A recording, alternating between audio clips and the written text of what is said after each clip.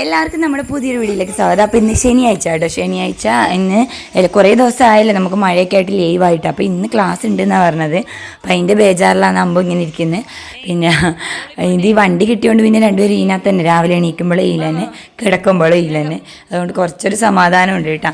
പിന്നെ ഗിരീഷോടെ ചായ കുടിച്ചിട്ട് പോയി. പിന്നെ നമ്മൾ ചായ കുടിച്ചിട്ട് ഞാൻ അവൻ ഇന്ന് ആകെ ഒരു വിഷമമായതുകൊണ്ട് ഞാൻ അയച്ചു അങ്ങോട്ട് കൊണ്ടുവിടാൻ. അല്ലെങ്കിൽ ഞാൻ കൊണ്ടുവിടാറില്ല കേട്ടോ. അപ്പോൾ നമ്മുടെ തോട്ടിൽ വെള്ളം കുറഞ്ഞിട്ടുണ്ടെന്ന്. വലിയ മഴയില്ലല്ലോ. ഇപ്പോൾ മഴ പെയ്യുന്നുണ്ടെങ്കിൽ ഇടയ്ക്ക് നിന്നാണ് പെയ്യുന്നത്. അപ്പോൾ ആകെ ഒരു മടുപ്പുള്ള ദിവസമായിട്ട് അമ്പ ഇങ്ങനെ പോകുന്നുണ്ടാവും. കുറേ പറഞ്ഞു അമ്മ ഇന്ന് പോകണോ എനിക്ക് മടിയാണെന്നൊക്കെ പറഞ്ഞു. പക്ഷേ ഒരു ദിവസം പോകണ്ടെന്ന് വിചാരിച്ച് വിടാതിരുന്നാൽ പിന്നെ അത് തന്നെ ശീലമാവും. അപ്പോൾ ഞാൻ പറഞ്ഞു സാരമില്ല മോനെ, നാളെ ഒരു ദിവസം ലീവ് ഉണ്ടല്ലോ എന്ന് ആ ഒരു സമാധാനത്തിൽ പോവുക കേട്ടോ. അപ്പോൾ എന്നോട് പറഞ്ഞു കുഞ്ഞിനെയൊക്കെ ഞാൻ നോക്കിക്കോളാം, ലീവ് ആക്കുവാണെങ്കിൽ ഇന്ന് മൊത്തം ഞാൻ കുഞ്ഞിനെ നോക്കിക്കോളാം എന്ന് പറഞ്ഞു. ഞാൻ പറഞ്ഞു അതൊന്നും പറഞ്ഞാൽ പറ്റില്ല, ഇന്ന് പോകണം. അപ്പോൾ തിങ്കളാഴ്ച ഇവർക്ക് എക്സാം തുടങ്ങുക കേട്ടോ. ഇവർക്ക് എപ്പോഴും നേരത്തെയാണ് എക്സാം തുടങ്ങൽ. അപ്പോൾ അങ്ങനെ ഞങ്ങൾ കൊണ്ടുവിട്ടിട്ട് അപ്പം ഇത് പ്രഭാരേട്ടൻ്റെ വീടായിട്ടോ, നമ്മളെ വീട്ടിൻ്റെ അടുത്തിൽ. അപ്പോൾ ഓരോരുത്ത് ഷിറ്റുവിന് എപ്പോഴും ഒരു മുട്ടായി കിട്ടും. അപ്പോൾ അങ്ങനെ ഷിറ്റു എപ്പോഴും അവിടെ പോകാറുണ്ട്. അവിടെ പോയി ആ ഒരു മുട്ടായി മേടിച്ചില്ലെങ്കിൽ ഷിറ്റുവിനൊരു സമാധാനമില്ല. അങ്ങനെ അവിടെ പോയി മുട്ടായി വാങ്ങിച്ച് നമ്മൾ നേരെ അപ്പുറത്തെ വീട്ടിൽ പോയിട്ടോ. അവിടുന്ന് ഒരു ടീച്ചറാണ്, അപ്പോൾ അവർക്ക് സ്കൂളിൽ പോകാൻ സമയമായി. അപ്പം നമ്മൾ കുറച്ച് സമയം വർത്താനം പറഞ്ഞിട്ട് നമ്മൾ തിരിച്ച് വന്നു കേട്ടോ. പക്ഷേ ഇവൻ വരാൻ തയ്യാറാകുന്നില്ല. ഇവന് അവിടെ തന്നെ നിൽക്കുവാന്ന് കേട്ടോ. അവിടെ 2 നായെല്ലാം ഉണ്ട്. അപ്പോൾ ഭയങ്കര ഇഷ്ടമാണ്. പിന്നെ അത് കഴിഞ്ഞ് നമ്മൾ നേരെ വീട്ടിലേക്ക് വന്നു. പിന്നെ അപ്പോൾ അവിടെ ചക്കരയുണ്ട്. അപ്പോൾ സുമേട്ടൻ ഞാൻ വീഡിയോ എടുക്കുന്ന കണ്ടിട്ട്, ഇതൊക്കെ നമ്മുടെ വീടിൻ്റെ അടുത്തുള്ള ആൾക്കാരാണ് കേട്ടോ. സുമേട്ടൻ വീഡിയോ എടുക്കുന്ന കണ്ടിട്ട് സുമേട്ടൻ അവിടെ നിന്ന് പാഞ്ഞു കേട്ടോ. അത് കഴിഞ്ഞ് നമ്മൾ തോട് കിടന്ന് അക്കരെ കയറി. പിന്നെ നമ്മളെ വീടിൻ്റെ മൊത്തമൊക്കെ നാശകോശമായി കിടക്കും. ഇപ്പോൾ നമ്മുടെ നല്ല എല്ലാ വീടിൻ്റെ മുറ്റം ഇങ്ങനെ ആയിരിക്കും. കാരണം എന്താ വെച്ചാൽ മഴ ആയതുകൊണ്ട് നമുക്ക് അടിച്ച് വരാനും ക്ലീൻ ആക്കാനും കഴിയുന്നില്ലല്ലോ. അല്ലെങ്കിൽ ഞാൻ നേരത്തെ അവരുടെ കൂടെ തന്നെ ചായ കുടിക്കട്ടെ. ഇന്ന് എനിക്ക് ചായ കുടിക്കാൻ പറ്റില്ല, പല്ല് കഴിച്ചില്ലായിരുന്നു. അപ്പം പല്ല് കഴിച്ചിട്ട് ചായ കുടിക്കാൻ വിചാരിച്ചു. അപ്പോൾ ഇന്ന് ചായക്ക് പുട്ടും ഗ്രീൻ പീസ് കറി കേട്ടോ. അപ്പം ചായ കുടിച്ചു. പിന്നെ ഷിറ്റുവിന് പാല് കൊടുത്തു കേട്ടോ. എന്താ വെച്ചാൽ ചായ കൊടുത്താൽ അതിൽ ചായപ്പൊടി അത്ര നല്ലതല്ലെന്ന് വിചാരിച്ചിട്ട്. പിന്നെ കുറേ ദിവസമായിട്ട് ഈ വാർത്ത കാണുന്ന, എന്ന് രാവിലെ ന്യൂസ് വെച്ചാൽ ഈ വാർത്ത കാണും. പക്ഷേ നമുക്കൊരു പ്രതീക്ഷയില്ലാത്ത ഒരവസ്ഥയല്ലേ. വീട്ടുകാരുടെ അവസ്ഥ ആലോചിക്കുമ്പോഴായാലും കഷ്ടം. പിന്നെ ഞാൻ നേരെ TV ഒക്കെ ഓഫ് ചെയ്ത് പുറത്തിറങ്ങിയിട്ടാണ്. അപ്പോൾ ഇന്ന് കുറച്ച് മഴ കുറവുണ്ട്. അപ്പോൾ ഞാൻ വിചാരിച്ചു പുറത്ത് മിറ്റെല്ലാം ഒന്ന് കഴുകിയിടാമെന്ന്. കാരണം എന്താ വെച്ചാൽ അടിക്കാൻ നിന്നാലായാലേ ഒന്നും പോകുന്നില്ല, ഒരു നനവുള്ളതുകൊണ്ട്. അപ്പോൾ ഞാൻ വിചാരിച്ചു പൈപ്പ് ഓണാക്കിയിട്ട് ഫുള്ള് കഴുകാം. അതാകുമ്പോൾ അടിച്ച് കളഞ്ഞാൽ ഫുള്ള് വേസ്റ്റ് പൊക്കോളുമല്ലോ. പിന്നെ ഇവിടെ ഞാൻ സിറ്റ് ഔട്ട് ഒന്ന് കഴുകിയിടാന്ന് വിചാരിച്ചു. ഞാൻ അധികം നല്ല മഴ പെയ്താൽ കഴുകും. കാരണം എന്താ വെച്ചാൽ ഭയങ്കര ഈ ഒച്ചുണ്ടല്ലോ, അച്ചിലിൻ്റെ ശല്യം ഭയങ്കരമാണ് ഇവിടെ.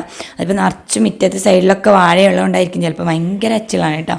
അപ്പോൾ ഞാൻ അതെല്ലാം ക്ലീൻ ആക്കിക്കൊണ്ടിരിക്കുമ്പോഴേക്ക് ഗീഷയുടെ മീനും കൊണ്ട് വന്നു കേട്ടോ. അതിന് എന്ത് തെരണ്ടിയോ അങ്ങനെ എന്തൊരു മീനായിരുന്നു. പിന്നെ അതിൻ്റെ ഉണക്ക് തെരണ്ടിയൊക്കെ നമ്മൾ കഴിച്ചിട്ടുണ്ട്, പക്ഷേ പച്ചത്തെരണ്ടിയൊന്നും ഞാൻ കഴിച്ചിട്ടില്ല. പിന്നെ എൻ്റെ വീട്ടിലെന്ന് പറഞ്ഞാൽ ആകെ ആരെങ്കിലും വിരുന്ന് വന്നാലായിരിക്കും മീൻ മേടിക്കുന്നത്. അത് മത്തിയോ അയലായിരിക്കും ഏറ്റവും വലിയ മീൻ. അതിൻ്റെ അപ്പുറത്തേക്ക് നമ്മൾ മേടിക്കൽ കുറവ് തന്നെയാണ് മീൻ.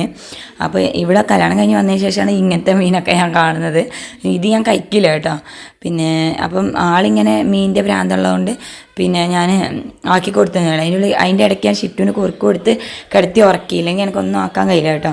എന്നിട്ട് ഞാൻ മീൻ ക്ലീൻ ആക്കി എടുത്തു. അവർ മുറിച്ച് തന്നതേ ഉള്ളൂ കേട്ടോ. അതിന് ബാക്കി പണി ഫുള്ളുണ്ടായിരുന്നു. അപ്പോൾ അത് ക്ലീനാക്കി എല്ലാം അതിന് വേണ്ടതെല്ലാം എടുത്ത് വെച്ചിട്ട് ഞാൻ കറിവേപ്പില ഉറക്കാൻ പോയപ്പോൾ നമ്മളെ കറിവേപ്പിലയിൽ ഫുള്ള് പുഴു തിന്നിട്ടുണ്ട് കേട്ടോ. ചെറിയ കറിവേപ്പാണ്, അത് അങ്ങനെ പിടിക്കുന്നില്ല ഇവിടെ, എന്താണെന്നറിയില്ല. അപ്പോൾ ഓരോരോ സ്ഥലത്ത് വേഗം പിടിക്കുന്നതാണ് കറിവേപ്പ്. അത് കഴിഞ്ഞ് ഞാൻ പിന്നെ മീൻകറി ആക്കാൻ വേണ്ടിയിട്ട് ഞാനിങ്ങനെ കേട്ടോ മീൻകറി ആക്കുന്നത്, പൊടി മുളക് പൊടി ഉപയോഗിച്ചിട്ട്. പക്ഷേ പിന്നെ നമ്മൾ ഇങ്ങോട്ടെല്ലാം പറഞ്ഞാൽ അരച്ചിട്ട് വെക്കുന്നത്, ഇവരെ അമ്മയെല്ലാം അരച്ചിട്ട് മീൻകറി വെക്കുന്നതായിട്ട് ഞാൻ കണ്ടിട്ടുള്ളത്. മുളക് ഇട്ട് വെക്കുന്നത് മുളക് അരക്കലാണ്. അപ്പം ഈ മുളക് പൊടിയും കുറച്ച് മല്ലിപ്പൊടിയും മഞ്ഞൾപ്പൊടിയൊക്കെ ഇട്ട് ഞാൻ കുറച്ച് വെള്ളം ഒഴിച്ച് ഇളക്കിയിട്ട് പിന്നെ അതിലേക്ക് 2 കുടംപുളിയായിട്ട് ഞാൻ ഇട്ടത്.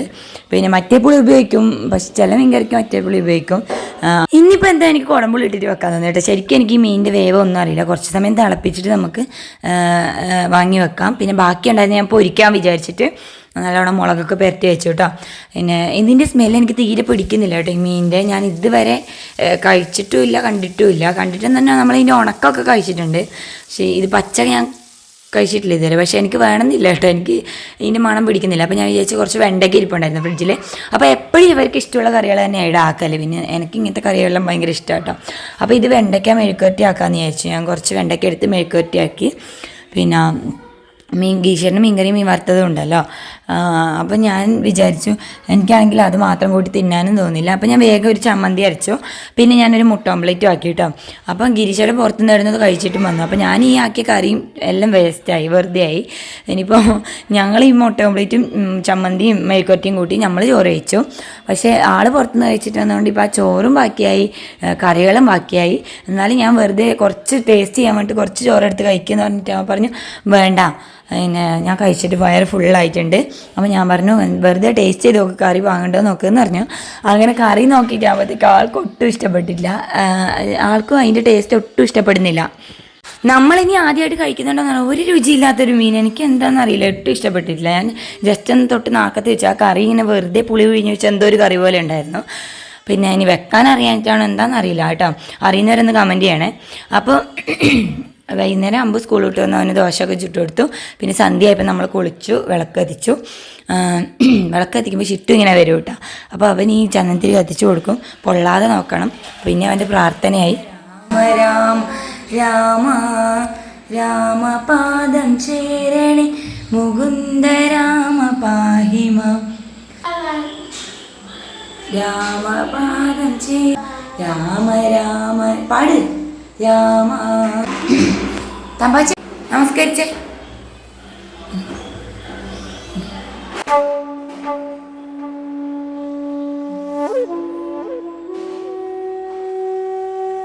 തൊട്ടുതലയൊക്കെ.